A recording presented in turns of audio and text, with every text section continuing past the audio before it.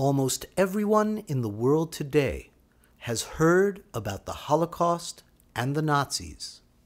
You've seen the pictures and the videos. The words 6 million have become engraved in your consciousness, even though this number does not include the millions of gypsies, homosexuals, the handicapped, the religious and political resistance, and so many others that were systematically murdered by the Nazis in the most methodical genocide of all time. That would bring the total closer to 12 million.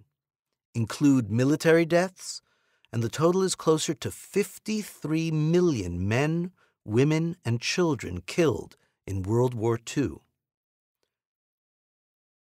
As long as we have known about the Holocaust, there have been Holocaust deniers, usually the typical anti-Semitic fringe groups or governments that influence but a small segment of the population.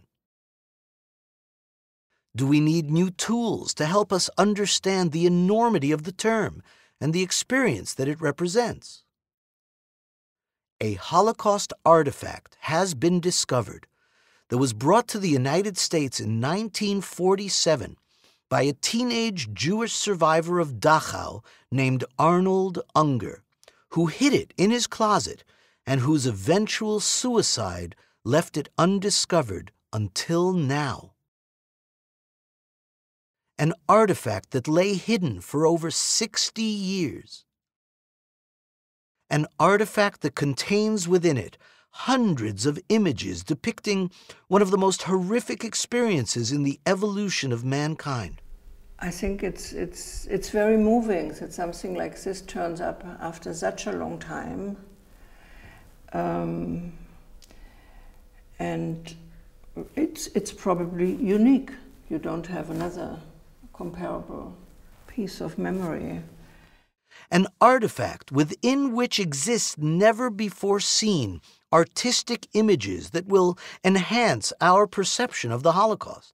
30 pieces of original hand-drawn illustrations by an extraordinarily talented Roman Catholic artist from Poland named Michael Porulski, depicting a sequential narrative, an artist's diary of life and death in the concentration camp known as Dachau. An artifact which interconnects the worlds of Christianity and Judaism, art and reality, life and death, desperation, love, and the ultimate triumph of hope and the human spirit.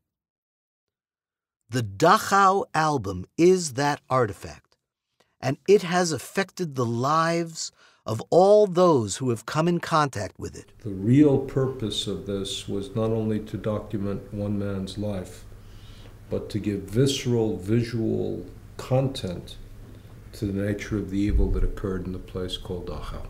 This is not a happy ending. Not a happy ending for Arnold, and not a happy ending for Michael. That means the only happiness to be taken from this is the fact that the album endures. The album itself bears witness because the people do not. What we now have is this album, which we're not sure exactly who made it, when, exactly how, but we know that all the material in it came from here. I think it's very important. It's very important. I've never seen such a voluminous album like this. So it's it's a complete work. I did not expect for this to be such a life-changing experience.